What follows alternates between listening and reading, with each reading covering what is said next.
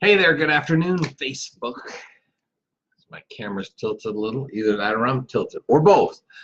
Hey, listen, I got a really quick nugget to share for you, and then I'm gonna get out of the office, go pick up my daughter, get ready for Memorial Day weekend. Thanks to all of you who served. This is about helping clients before they ask for help, before they need help, sometimes before they get into trouble. This is something that I just recently just wrote to a guy. I was talking to him, about a month or so ago. We've had a long-term business relationship. He's actually my computer guru and everything like that. And he says, he says, I'm going to be getting some things done on my house, and I'm going to be buying another house, and I'm definitely going to want to talk to you. So I reached out to him yesterday, or the day before, yesterday. And I just said, hey, if you want me to come by, I also have a designer on my team. I have a landscape guy on my team, and just kind of give you some ideas. I know now's not the right time, and I'm definitely not calling to list your house today. Hey, let me just bring this paperwork over to your house so we can sign it and I can get your house on the market. Nothing like that. I mean, this is like months away. But if I can come over and maybe give you some pointers now, the landscape architect could come over, the designer could come over, give you some ideas now, would that be beneficial? And sure enough, he wrote back and he said, hey, I'm gonna paint the exterior, I got a couple things, I'm definitely, would appreciate, help or ideas, when the time is right, but, let me just get these things done and everything like that. So it doesn't necessarily mean that it's always going to get you out, but let me tell you, my accountant taught me this trick a long time ago. He's like, don't come into me, don't come in to me, I guess, if this is right, in March with all your stuff, or in January or February with all your stuff.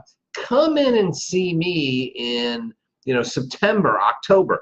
Let me know how your year's been going so far, and we can make some plans and possibly some adjustments, and almost always adjustments in Q4.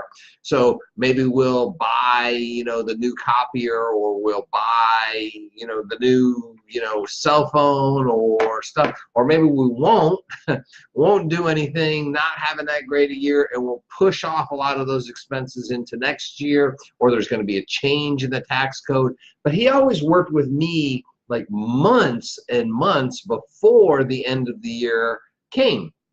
Other cool thing, never charged me a penny for any of those consultations, and some of them lasted well over an hour, because I would just bring my P&L currently year to date. He's like, what's this from, and then what's this for, and how's this, and what do you have in your pipeline, and what do you have this.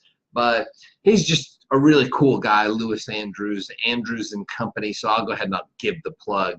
He's out in Coral Springs. The guy's a genius. Been working with him for well over a decade. Really, really a lot of integrity, super nice guy, everything like that. But he taught me how to deliver value to your clients, how to help your clients before they actually need it. And it's really had an impact for me, and I carried that over to Elevate, and so I teach the agents at Elevate. But again, I think this is in any type of business that you're in. You have a lot of expertise, you have a lot of knowledge right up here. If you can pour into your clients, your friends, your family, your potential future clients, your past clients, your existing clients, whoever, everybody's business is a little bit different. But if you can go ahead and invest a little bit right now and give back a little bit something to them right now with all the knowledge that you possess anyway. It's not like you're spending hundreds of dollars and I got to read a book on, how to sell houses. No, I already know how to sell houses and how to package it and everything like that. I'm just going to come out and I'm going to communicate that to you, and I'm going to say, look, this needs to change, and we got to have this room all bright and everything like that. We probably, either need to clean this carpet or replace it. There's lots of little tips that we can do right now so that they can be thinking about it. And again, it's different for every type of business, but the concept itself, I think, is universal. Is you find a way to give back to people way ahead of time. Does this guarantee that this guy's going to list his house with me? Does this guarantee that Lewis is going to do my taxes? No, it doesn't. Lewis could actually just spend an hour with me, and I could, you know, Rosangela's brother could get a CPA license, and you know, I'm kind of all of a sudden obligated to have him do my taxes. Yeah, I'm sure there's some people out there, you know, that could happen too. But I think for the most part, what you put into a relationship, you're going to get back and then some. So anyway, I just think it's a great opportunity to serve. Hey, Aaron, how are you? Good to see you. That was funny about the 5 a.m. rehab. Got to do hashtag deadlines. That was cool. That's a guy who like makes things happen, right? So, and your fiance, she was on there banging nails too. So she was working too. So you got a good woman there, a good team, right? That's what it comes down to. But anyway, so I'll wrap this up now.